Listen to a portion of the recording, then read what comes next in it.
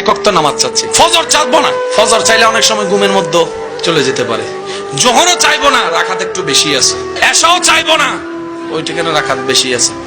আমি আসরের ওয়াক্তটা চাচ্ছি, শুধু এক ওয়াক্ত, 5 ওয়াক্তর দরকার নেই, এক ওয়াক্ত আসর ওয়াক্ত।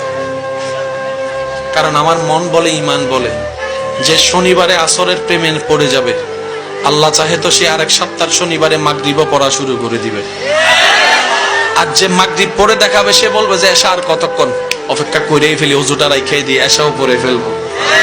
আসর থেকে শুরু হলো, মাগরিব হয়ে এশাই গেল, একদিন করতে করতে সে বলবে যে আমি যেহেতু শনি থেকে বৃহস্পতি বেনামাজি আজকে যখন 3 ওয়াক্ত শুরু করছি, ফজর আর এমন কঠিন কি, ফজর আর এমন কঠিন কি, আল্লাহ দয়ায় এমনও হতে পারে ওই 1 ওয়াক্ত থেকে শুরু হওয়া 5 ওয়াক্ত পড়ে পড়ে আল্লাহ দয়া করলে একদিন সে তাহাজ্জুদের নামাজও দাঁড়ায় যেতে পারে।